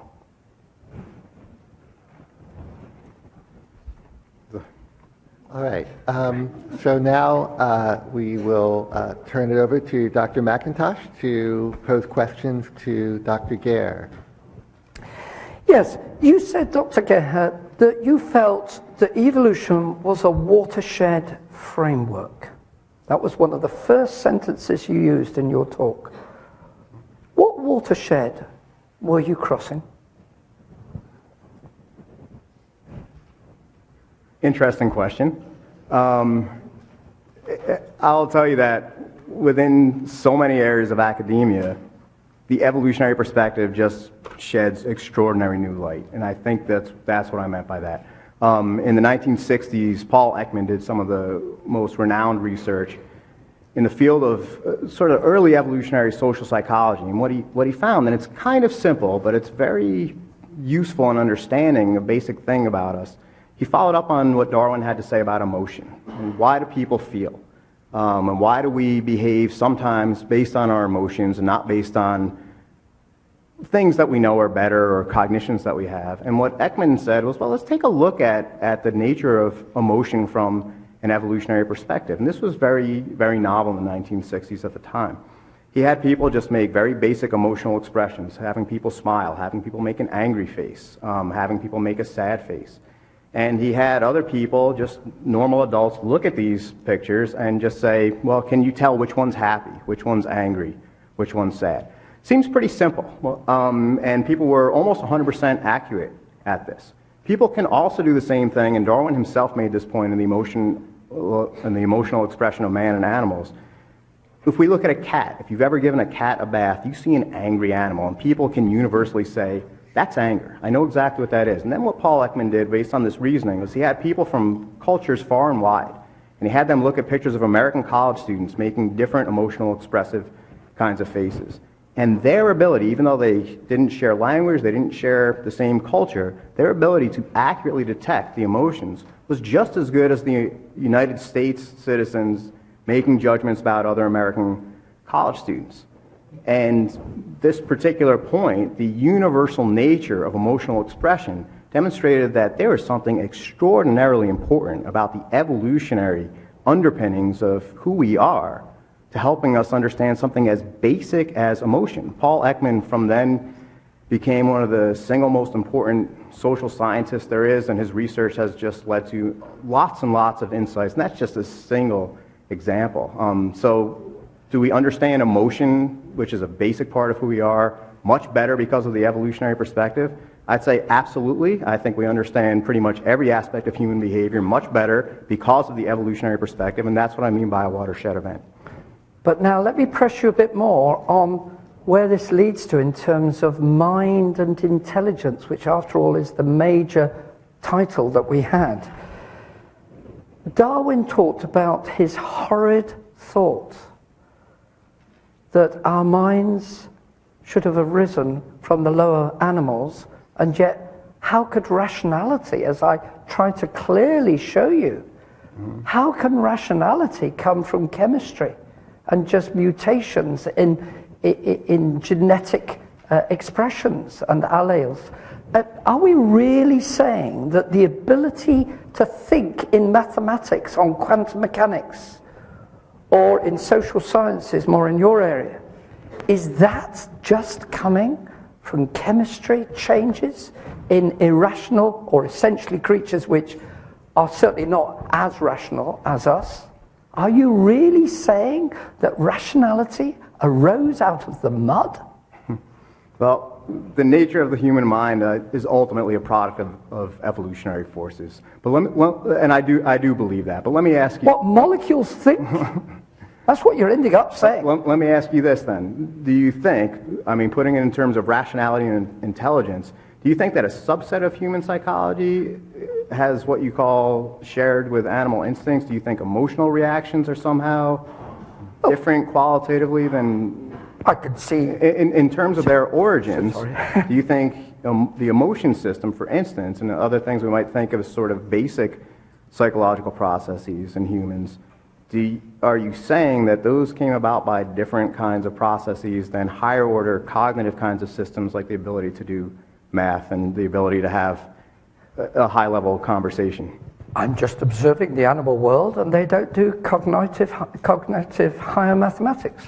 And we do. I say that shows that we're made in the image of a creator who knew about mathematics beforehand. Indeed, I don't know whether you've read Roger Penrose, who's no Christian, but he wrote the book The Emperor's New Mind. He's more of a Platonist. But actually the Greeks do have something to teach us here, that they taught that mind has to be different to matter. And in that sense, we do agree as Christians. Can I ask you a last question? If Dr. Milam says so. Because I've only had two, and he asked me one back, which I let him do. Go right ahead. The question, of course, is, our morality, is it absolute or relative? In other words, if somebody says that I'm going to murder this whole group with a suicide bomb, Ouch. On what basis can I say that that person is wrong? For instance, Boston, which happened earlier in the week, and by the way, I'm very sad if you've got people who've connected with that terrible event. But on what basis can I say to whoever perpetrated that, you have committed absolute evil? On what basis? I guess I'd say one of the keys to human evolution, one of the things that makes us special, and by the way, every species is by definition special. We just happen to have our own special qualities. Spiders have their own special qualities. Dolphins have their own special qualities, as do various kinds of slugs. So I do think that that's important, that we just happen to be a unique species, just like every species is in their own particular way, designed to match their ancestral kinds of conditions. The nature of human morality, I would argue, is very basic. That if you look at moral systems across cultures, while you see a lot of variability, you see extraordinary constancy in the issues that are addressed. The moral systems across groups tend to be things that say, sacrifice your own needs, benefit the group, act in pro-social kinds of ways.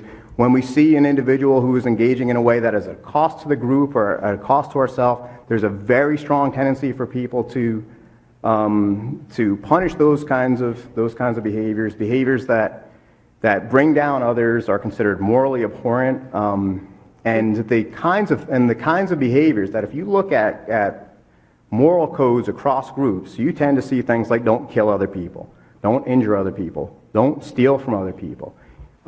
be kind and respectful to authority figures. These are things that they're extraordinarily universal across various, like extraordinarily varied groups of individuals. These are things that I think are basic, and a core feature of humans from an evolutionary perspective is our tendency to create what are called non-kin in-groups, that we have an expansion of groups, that if you look at other kinds of primates, they have relatively small groups. If you look at humans, we have groups that are in the millions and millions, and even in the billions. And it is that psychological tendency to have a shared moral system among individuals ends up being something that's essentially a kind of very important glue. I'm not saying it's bad, I'm saying that it's absolutely an essential part of humanity and of human evolution. But moral systems are very consistent across cultures, and I think they're a very important part of human evolutionary heritage. And I don't envision the significant moral systems that comprise humans being something that will be selected out. So I'd say that you're right about the importance of morality. I fully agree with you, and I think that's an important part of our evolutionary heritage. How does that help us to have critical thoughts, though? Those things, like, I understand what you're trying to say, but that doesn't give us the product of critical thinking. No, I actually disagree with that strongly, if that's okay. I will say that the evolutionary studies program that we have on this campus, which is part of the International Evolutionary Studies Consortium, started at Binghamton, has been wildly successful in promoting critical thinking. And in fact, research on the students of the evolutionary studies program at Binghamton that has shown that students in that program, compared to other students, matched for GPA, matched for entrance SAT, students who joined the evolutionary studies program compared with students who didn't, years later ended up doing significantly better in their academic work, not just in evolutionary studies courses, but in courses across the spectrum. And the basic idea there is that the application of evolutionary principles that we find in the evolutionary studies program is so powerful. It's so integrative. It teaches a basic set of ideas, and it connects academic areas not from content, not saying there's this content and we can study it from this perspective or that perspective, but it has a basic set of ideas that once it's taught to students, these students can apply it and can just so deeply understand and make connections across so many areas. So in the evolutionary studies seminar series this semester, we had someone talk about evolution and human health recently. We had someone talk about the evolution of yawning recently. We had someone talk about metabolic constraints on pregnancy in ancestral humans and how that ended up leading to altricial babies. And the students in that program, and I believe there's probably some of them in the room now, just get the most kind of integrative. The students see those talks and they hear those talks, and immediately these students, because they understand basics of evolution and evolutionary principles and evolutionary forces, they get it. They totally see how the nature of human health and metabolic constraints on metabolism in pregnancy and the nature of yawning across all vertebrates, by the way, are connected. And I think that that's evidence of very powerful critical thinking. Yes, Dr. McIntosh, you voiced that you had an issue with all human consciousness coming down to chemical and physical processes. I think there are many things contrary to that, such as drugs, which may affect my perception of the world and how I take things in. If I were to be given a lot of testosterone, that would drastically change my worldview and affect that. And there's a lot of cases where tumors affect behavior and change personalities. So I guess is how do you fit that into the worldview that physical is not the source of consciousness? Thank you for the question. Clearly, I'm not saying that there aren't effects of drugs. It's well known that drugs can have a huge effect on behavior. And of course, if I take some particular drugs, like the ones you mentioned, fellas in particular can become very aggressive, and it can do a huge amount of damage. So of course I'm not saying that there aren't effects of chemistry, and also when people suffer illnesses like dementia, they can become aggressive, where their complete personality changes as a result of the chemistry. But clearly that is not the norm.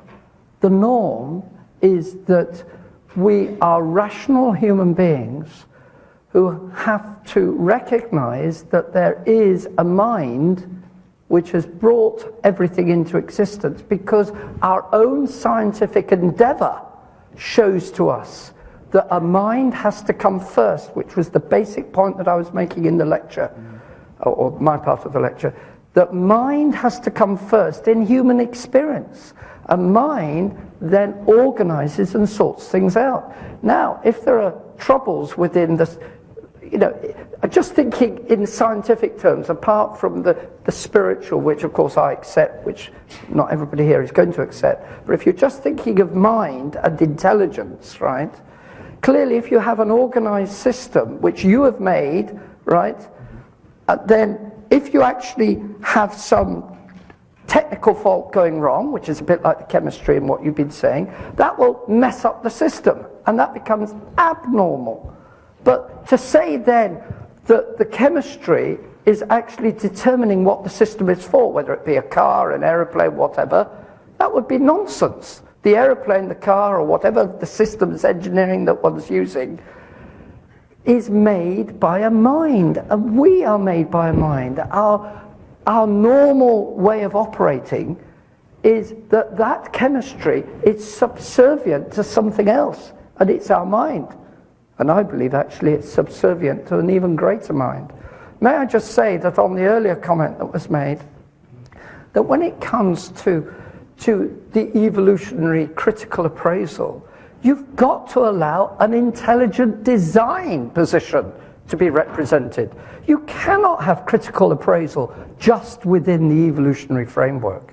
You've got to allow, taking up your point, those who think that there is a mind which comes first to critically appraise the very things that Dr. Geher was trying to argue that he has critically appraised. He doesn't have a critical appraisal. I don't know, I haven't seen on his list of lectures anybody to be invited from a Christian perspective who has a Christian view of mind and intelligence. He hasn't invited anybody of the caliber of Professor John Lennox or anybody else. You've got to have critical appraisal of evolution. I may be wrong in some areas, but let's have the debate. Do you have a question for Dr. Geher? Sure. Dr. William Provine, evolutionary biologist, said that, quote, man must give up hope, that evolutionary biology teaches that man must give up hope that he has free will. Isn't that a self-contradictory statement? Isn't the act of giving up hope an act of free will? So my question is, does man have free will? And isn't the fact that we are sitting here hoping to get the right answer on this whole thing, debate, demonstrating we have free will? I think that is a very eloquently stated question. I think my response pertains to the question that we heard over here a minute ago, and some of the things that I'd said earlier about factors that affect behavior. Cigarette smoking, alcohol abuse.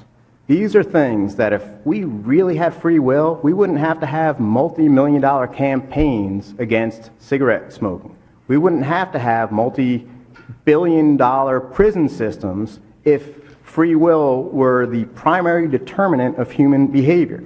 Because if free will were the primary determinant of human behavior, then people could say, I'm not going to do something illegal, I know the laws, and that would be that. But on the other hand, when you take a look at the money that we all put into the excessive prison system in the United States, I think we've got to ask ourselves, is this really the result of free will, or where does free will come into place?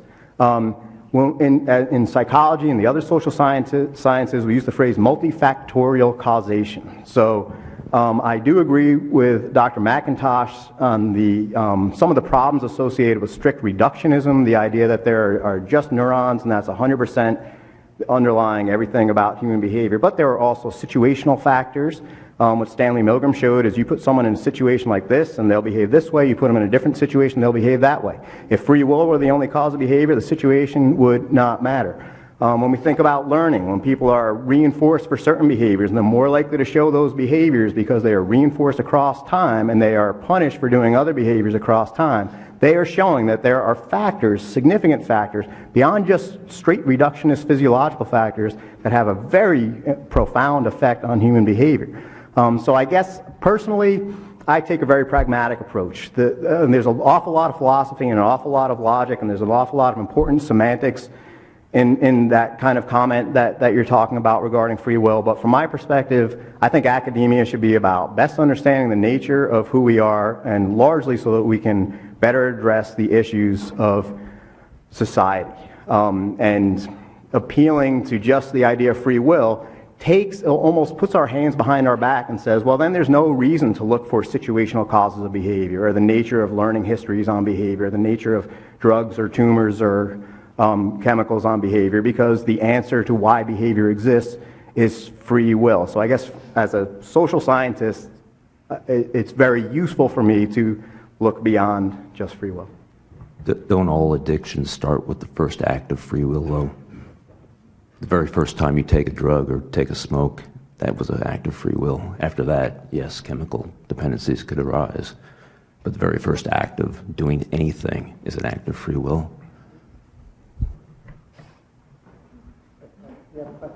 Dr. McIntosh, since you think that genetics were made by a mind, as you say, where do you think genetic diseases like Down syndrome come from? For example, if they are not for survival, they're not in the interest of whoever has these certain genetics. Because if it was made by a mind, there wouldn't be mistakes like this, right?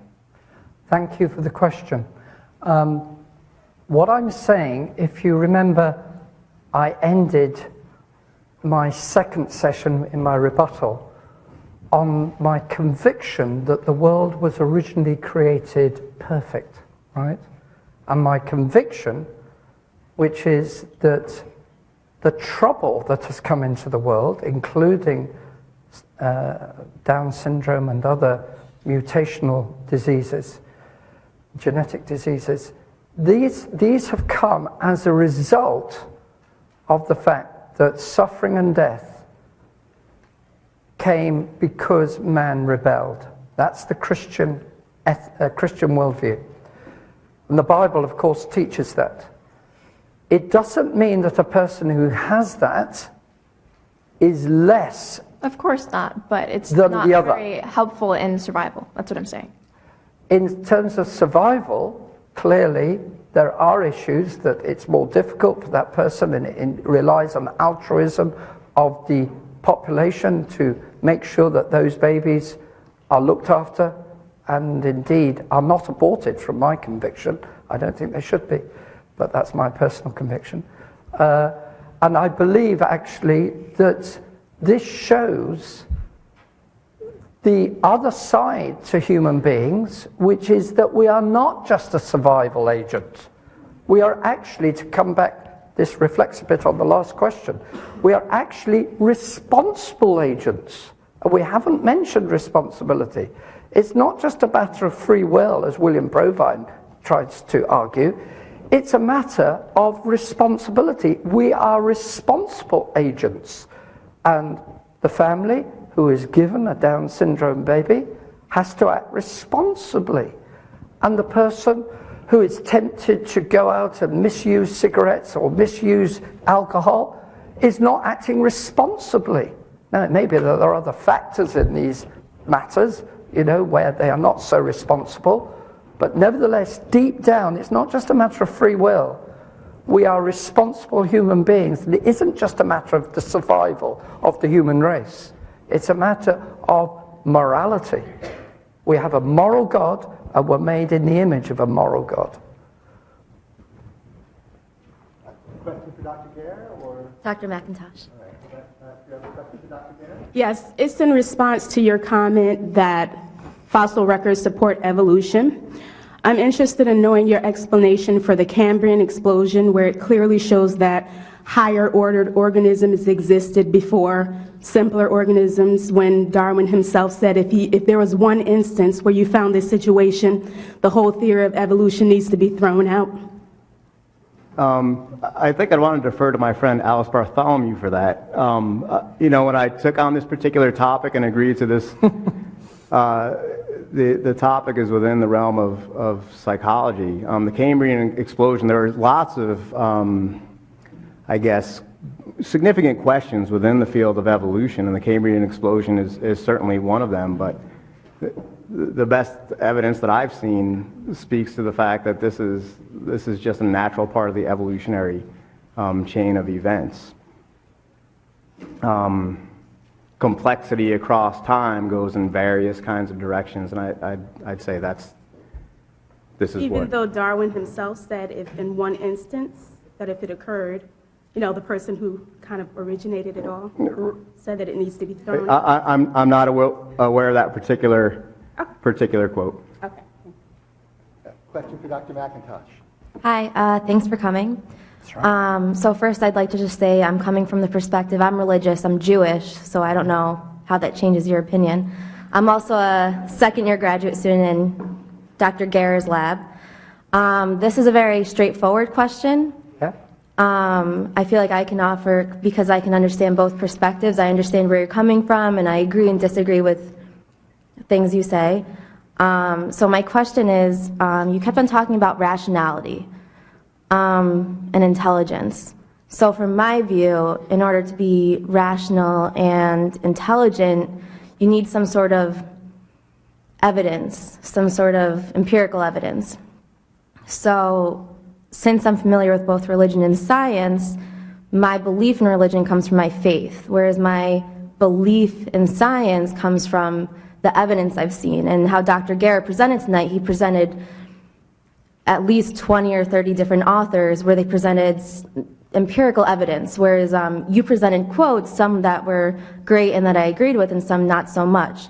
So my straightforward question is, I guess, where is your empirical evidence, either against religion, against evolution, or for religion, that would be able to supply a rational, intelligent mind?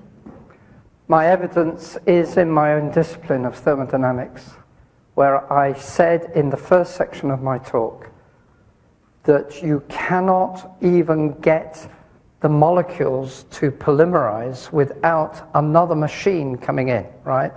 If we say, and I take it that Dr. Geher subscribes to the whole idea that evolution came out of a pea soup of chemicals 4.5 billion years ago. I take it from the way he's said assertive statements when this has come up in discussion that is position. That is his position. If we try to argue that, I think we are going right against all the hard empirical sciences, of which my area of thermodynamics is part of it. All the physics, all the chemistry is telling me that you cannot get uphill thermodynamics to operate. That is, you cannot polymerize the proteins, you cannot polymerize the DNA, which codes for the proteins, you cannot get a stable situation to get ATP to form without having the whole system. It's called irreducible complexity. Now, that is Michael Behe's phrase, and you probably read Darwin's Black Box, but I recommend it if you haven't read it, from Lehigh University. He is correct. All the physics, all the chemistry tells you that you've got to have the whole system functioning to begin with to actually get the genetics on which evolution is going to try and work, supposedly, with mutations and then natural selection. The empirical evidence is that mutations do not produce advantage. We just had Down syndrome mentioned, but we could mention cystic fibrosis, we could mention color blindness, we could mention a whole host of genetic diseases which come from mutations. I also, although it was a quote, I was alluding to experimental evidence through James Shapiro, right? Who clearly said that in his area of genetics, there is resistance to change. That all the physics and the chemistry, the biochemistry, is saying evolution does not happen. You don't get, you may get alleles, so you get expressions of genetic, you get different genes coming out in the population. Right? Mendelian genetics, we accept that. We even accept that mutations can to a certain extent, be afforded within a particular population. For instance, the Galapagos, the diving birds, no, not the finches, the diving birds, it's gone from me. But there are some birds which have lost their ability to fly. The cormorants, the Galapagos cormorants, actually have lost their ability to fly, but they are surviving, right? But none of the genetics actually shows new function occurring in a population. The idea that reptiles produce wings is, to be frank, nonsense. I'm an aerodynamicist, and I was arguing against Dr. Walter Jan from Middletown, SUNY. And he was seriously saying that feathers could come from scales. Frankly, it's absurd. All the science is saying it doesn't happen. New function does not occur. So that's the empirical evidence underlining my creation/design position. Sorry to be strong, but obviously that is my conviction and my view. And it's based on good science as well as my Christian convictions. Question for Dr. Geher. Sure. In a relationship between social sciences and the spiritual or the religious study, if evolution explains or helps us understand, you said that like the broad perspective that we might view similarities in spirituality across nations, in all cultures, etc., and they're common, so they would point more towards an evolution perspective. But my question is, there's a perspective in the Christian religion and in the Bible that says that man loves darkness rather than light. And I would like your opinion as a evolutionary perspective in the social sciences. Does evolution show that man loves light or darkness? And I bring that up because it interfaces in so many aspects of social science and behavior. And are we evolving to light or darkness? And what is not only what are we evolving to, but what do we like, or what do uneducated or uninfluenced? Where does man tend? I think that's a great question. I'm not an expert on the Bible, and I'm not aware of the particular passages that you're talking about, but I am pretty familiar with the field of evolutionary religious studies, which has really tried to show what is so common. When we look at the variability of religious beliefs and doctrines across the world, this is particularly exemplified in David Sloan Wilson's Darwin's Cathedral, published in 2002, followed up by a lot of subsequent research. It's amazing how different religions are. So when you look at a religion, one rule is that you have to not work on Saturday, and another rule is, well, you're supposed to not work on Sunday, and you're supposed to eat this and you're supposed to eat that. But the commonalities, while they look so different on the surface, and there's a lot of research suggesting that seems to be something so that people can signal in groups. So if someone is wearing a particular religious symbol, that's a signal that person comes from your shared religion. And there's evidence suggesting that people are more altruistic toward individuals who are likely to come from their same religion. There's also evidence suggesting that people who see gory images that are connected with their particular religion don't see those gory images in a negative light. So there's something about the religion that sort of brings people to see others from their own group in a relatively positive way, and to see images of that religion in a very positive way. And that's a very basic part of who we are. Humans, like all organisms, end up having tendencies. I think the way that Dr. McIntosh put it is toward, I guess, animal instincts. And if you think about individuals that do things just for their own benefit, that is going to be something that within a social group is going to exert cost. So if there's a cheater in your group, if there's a cheater in your society, if there's a cheater in your class, if there's someone who always takes and never gives back, that is something that is going to be punished. And there's a lot of research on the psychology of reciprocal altruism, which shows that very universal is a tendency to detect accurately people who cheat on these social contracts. So it seems like one of the basic functions of moral systems, such as religious systems, seems to be to take humans and bring them into a culture where other-oriented behavior ends up being adaptive and where selfish-oriented behavior ends up being non-adaptive. And religion is, successful religions are outstanding at facilitating that and creating that set of behaviors. So I guess in terms of what you're talking about, in terms of the dark and the light, I think any organism is going to have a flexibility of behaviors, a variety of possible behaviors, and social rules that come from religion and other kinds of cultural norms end up being very much designed to encourage people to engage in other-oriented behavior rather than selfish kind of behavior. I mean, you can think about that as toward the light versus dark in terms of the metaphor you're talking about, and I think that's a very powerful metaphor. Thank you. If I may interject, the building, I've just been informed, is supposed to close at 11.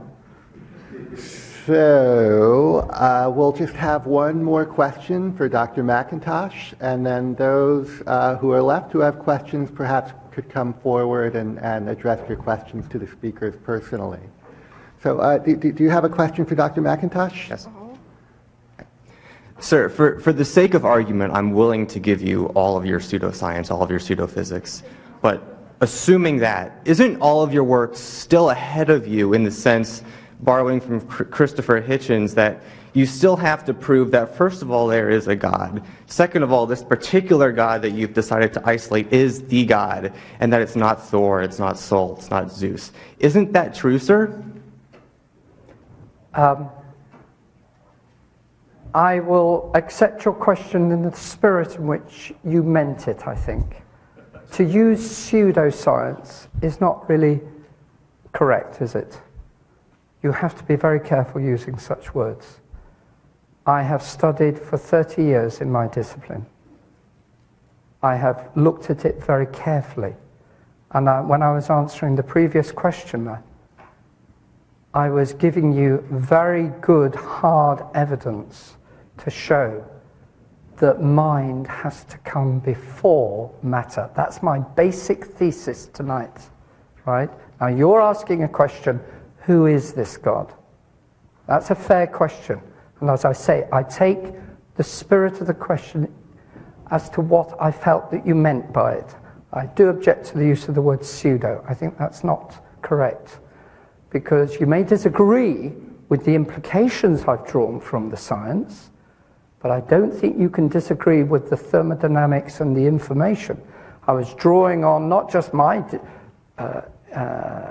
discipline, I was drawing on the disciplines of mathematics, which have a huge bearing on this subject.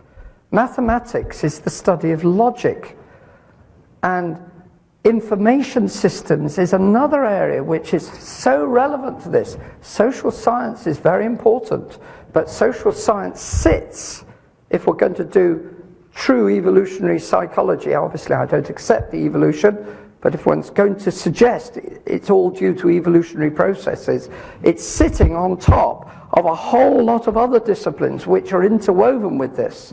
And that's what I'm contending, that when you actually draw in the hard sciences which are underneath, they don't support the evolutionary conclusions. Now to the rub of your question.